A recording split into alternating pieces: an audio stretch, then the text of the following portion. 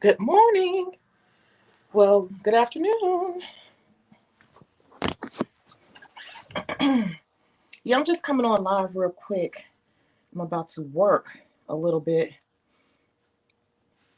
I have a case study. I actually have two coming up, and I don't know which one I'm gonna. Did I turn the light off? I don't know which one I'm going to do. Just turning on lights, but I just want to come on live here. How is everyone doing? I just really want to check in with you all before I get to work really quickly. You're here, say hi. I look so boyish, so I'm like, okay, put on some earrings, right? Whatever. Um, I really want to stress to you all the importance of making sure that you protect your peace, protect, hi, protect your peace, protect your environment, and protect your mental well-being. Because so many of you all, if it don't pertain to you, you shouldn't be offended, now should you, right? Hey, Nails by K. I'm talking real fast because I'm about to get to work. But let me tell you something. You have to be careful of this. Passive aggressive clients. Passive aggressive clients. You will run into these all the time. What is a passive aggressive client? Okay. A passive aggressive client is one who will try to boss you around. Hi. One who will try to boss you around and tell you what to do and tell you how to do your job, but then follow it up with things like, um, I mean, don't worry about it. Or, it's like, it's whatever. But then they keep pointing out more stuff. Well, it's like, I was just wondering, it's nothing. And they keep doing that. They keep doing that. They keep doing that.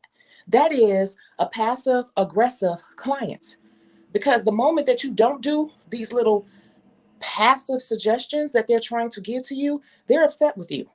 And it will turn into an issue later. People can be passively aggressive. They're really trying to boss you around and tell you how to do your job.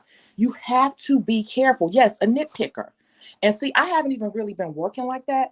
And somebody accidentally, I didn't even realize that new people could even find me. And a new person found me and she worked my nerves from the beginning to the end because she was going to Asians and telling me what they do. And that's another thing. People do not realize that it's insulting to tell one artist what another artist does. You get what I'm saying? And that's another passive aggressive way of trying to tell you how to do your job. And when you run into that type of situation, if you chasing every single dollar that's out here, you will be stressed out and you will start to hate this. You have to get rid of those people immediately. Immediately. Because they will stress you out. I had someone that came to me a while ago and she wasn't like that at first. And it was like a year in. And she told me, she said, you know, because I would always just praise her, like, oh, you're such a good person. You're so just, I'm not saying she's a bad person, but I didn't realize she had a certain trait about her. Once she became comfortable with me, she started trying to tell me how to do my job. And I'm going to give you a example. The nails. Okay, most of the time when people come to me, if they have someone else's acrylic, I do work over other people's work. And so a lot of the times it's not shaped properly. So I'll go in and I'll get it shaped properly to their finger, because a lot of people just throw on acrylic the same exact way on everyone's finger. And everybody, if you look at their profile, everybody's nails look exactly the same, wide, no matter if these fingers are skinny or what. And that's not, that needs to be zhuzhed up. So I always get the shape together. And at first, this person was so like, oh my God, it looks like a totally different hand. I just love it. And I'm doing her, and I just noticed that as time went on and on, she wanted the acrylic skinnier and skinnier and skinnier. And I started telling her, you're going to start to get mold, under your nails or whatever, because I'm removing too much support from the sides. And that's going to allow bacteria and water to seep in. I've been doing this over 30 damn years. You don't think I know? So we started getting into it about that. And the last time she came, I went ahead and did what she said, but here we go. See, this is what I'm talking about, that passive aggressive BS. Then you come back to me a month later because you noticed greenies.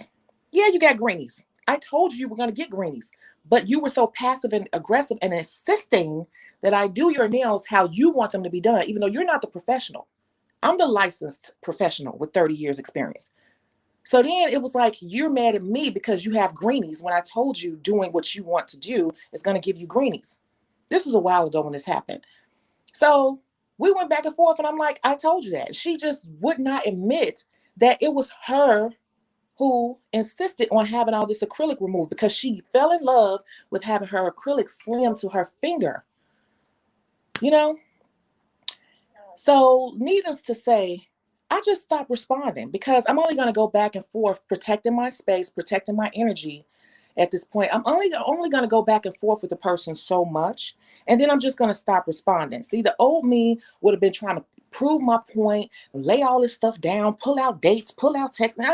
I don't feel the need to because I am the professional. I still make money. One leave, three come. And if you don't have that attitude about your business, you will get a clientele that will be stressing you out and running you. Passive aggressive clients will run you, and they'll do it in a sad way. They'll do it in a way where, do you mind? Okay, fine. We're not perfect, so it's certain things that need to be fixed. Okay, whatever. But if you start to notice a pattern right away with that person, you're dealing with a picky person. Like Nails by K said, nitpickers. Nitpickers will get on your damn nerves, and they're not going to be worth the money. And nitpickers will also be those people who will say, oh, it's great. I love it. Oh my God, I love it. I love it so much. And then the next day, they're bothering you. 2 days later, then they keep bothering you every couple of days about every little thing. You do not have time to keep putting people in your chair, these nitpickers in your chair. How do you get rid of those people? You charge them arm and leg. Oh, you want me to fix that chip? Okay, that's going to be $25. Just say something outrageous. Because if a person comes and sits in your chair for something silly that you know that they did or they picked that, if you just know, you charge them a price where it's worth it because they still got to get here, get upstairs, get situated, get in your chair. You got to buff them down, repolish them, redesign them, get them out your house. That's 30 minutes out your books. Do not let these nitpickers or these passive aggressive people start getting in your books. Have one appointment, but between their next appointment, they've been to your house 2 and 3 times or to your salon chair 2 and 3 times. Do not do that. You will start to be so agitated. Okay? You have to nip that in the bud instantly. I have a client like that. Maybe this is confirmation. She always tips well, but I get anxiety. See? And I've said that before. You will start to have anxiety when certain people book with you because you don't know what they're going to throw at you. And the passive aggressiveness is even worse because it's like when they're passive aggressive, they're being nice with it, but they're still trying to boss you and push you around in your craft. So that makes you feel like even though you want to snap on them, you have to be nice too, because here's the trick. And this is where passive aggressiveness comes in. If you were to be mean, then you are the bully. When really they're being the bully. They're just doing it in a nice way. So you have to outsmart those people and you have to nicely get them. Oh, okay. Well, if you want that fixed, I have a resitting fee.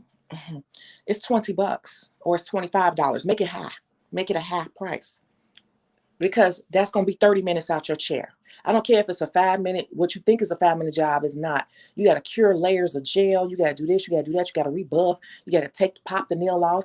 That's the same thing with those people whose nails are breaking every other day. You done told them you work at the damn post office. Why do you have long nails? If they keep breaking, maybe you need to shorten your nails. If they refuse to shorten their nails, you need to be charging them every time they come sit in your chair until they learn their damn lesson or your pockets get fatter. It's one or the other. You should not be stressing yourself out for that. I'm just saying, I'm going to have to jump off of here soon because I'm about to get to work. I refused one today who likes to chair hop. She hasn't been to me a month, so today all of a sudden she wants to book with me. Nah, I'm good. Exactly. You know why? Because she done been a couple other places and they didn't tolerate it. Or they didn't even listen to her and they just did whatever and sent her butt out the door. So now she's trying to come back around to you. That's exactly what happened. Okay. Oh my God, this is confirmation. This is exactly how I feel. I can't say anything or you feel guilty. Exactly, because they are passively aggressively making you nervous. They're passively aggressively trying to run your business. And you know, I just had to tell someone, I don't think we're a good fit, but I thank you for your patronage. And I mean that. Thank you for even trying me out, but we're not a good fit. That's the nicest way I could say it. And people, it ain't being nasty. I could be nice and get rid of you, because I think that people forget that I can replace you too. Just like you could drive in your car and go to someplace else, I can get on my phone and bring in some people. So it's just like, I don't worry about it, but I'm not about to let nobody stress me out, make me feel bad or anything. If I'm doing the best I can do and I'm fair to you, if I'm fair, I got to be fair to me too. But you're not, I'm not bending over backwards for people no more in 2021. No more. I talked about that the other day, bending and bending and bending for people. People were stressing me the hell out.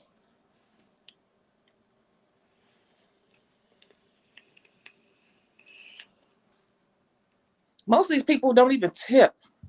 Do you know my best paying clients, my best tippers do not stress me at all? Those are my good fits. I got one on the way now. Sweetie Pie. I just love her to death. She even got my teeth worked on for me while my insurance was going through. She was like, you can come to my office, and she took care of me. Like Sweetie Pie. Wouldn't accept no money from me. Like you want good people around you who really appreciate your craft for what it is. You know, like I said before, you have a lot of people that have personal stuff going on in their life, and they will come and try to dump all their shit on you. Do not be somebody's dumping ground to boss around, to manipulate, to make you feel like you're not good enough. Do not do that. It is not worth the stress. Like Jasmine said, it is not worth the stress. You have to believe in yourself, and if you're doing what you're supposed to do, you will get clients, you will get more people in your chair. And I ain't never had to worry. When I really realized that, I've never had to worry. It's so crazy how things happen. Like two people disappear. I know I ain't heard from them. But then it's like one of my, I'm just gonna say, and this really happened. My high school friend, she started coming back to me, and then she got a whole big family full of cousins. So then when she came back to me, that brought 3 cousins instantly. And then I went over there not a couple of days ago, and they were like, oh, I've been hearing about you. I like your work. Let me have a book. So then, okay, these 2 people I haven't seen or heard from, they probably went somewhere else, whatever. Because my friend from high school, organically from the universe, just brought me 3 people. Plus I went over their house, and it's like 2 more. You see what I'm saying? Bye-bye 2, hello 5. Bye-bye 2, hello 5. That's with me, not even marketing. That's no marketing. So once you have good people in your space, once you have good people that you're a good fit for, you will lose some, but they're not a good fit. Let that be okay. Let that be okay. So I'm going to go ahead and jump off of here because I got to get to work. But yeah, and I've said that, and I say that so nicely, and it throws people off. Then they want to get mad. You're not going to pull me into that bad space. I'm saying, thank you. We're probably not a good fit. What you want me to do, cuss you out and be like, eh? No, because I don't feel that way. But I do feel like we're not a good fit. That is the nicest way to say, I don't want to service you. You need to find somebody else. Yeah, you say that keeps the confrontation down, but sometimes it doesn't. Then they want to get nasty. You know why? Because now their ego is bruised because they can't believe they were just basically let go, fired, or whatever. You could fire us, we could fire you too. I don't like to do it. It happens a couple times a year, but I will do it. And I can sense those people. New people always scare me because you never know what you're getting into. And I could tell after the first 20 minutes if they're going to be a person that's not going to be a good fit. And I'm usually right. And it's okay.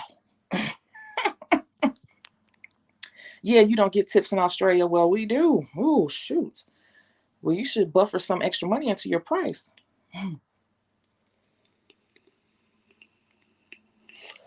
So that's all I had to say, you all. I just wanted to come on here, but I do have some case studies coming up. I'm just trying to figure out which one I want to do. One is called Eye for an Eye. Eye for an Eye. And then the other case is called, I haven't given it a name, but one is around one thing and the other one is around how much clients spend. So I'm trying to figure out which one I want to do, but I do have 2 case studies I want to do really soon, as soon as I get some time, maybe this Sunday. Yeah, letting go is good. Letting go is good. Man, it's so crazy because I just had a situation where the person was new and they were they were picky, but they were passively aggressively picky. And then when they left, they said they were so happy. And then they even texted me and said again that they were so happy, but I knew that wasn't the end of it. I knew it.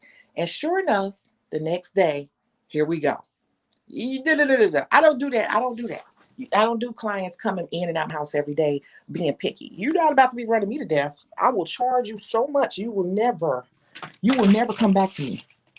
You will never come back to me. I will make it so you'll be like, are you serious? Yeah. It's $35, $50 to fix that. I could be passive aggressive too. But really, you don't even want to be bothered with those people. You really don't. And the kid said, so true. I've been doing nails since 1997. You're going to learn that lesson one way or another. Don't let these people push you out your industry. It's really good people. That's a good fit. And don't let people boss you around. If you know something and you know it's especially for their health, like bacteria and, like people trying to make you use a blade. You don't use a blade on the foot. You don't let nobody make you use the blade. Okay, you know what?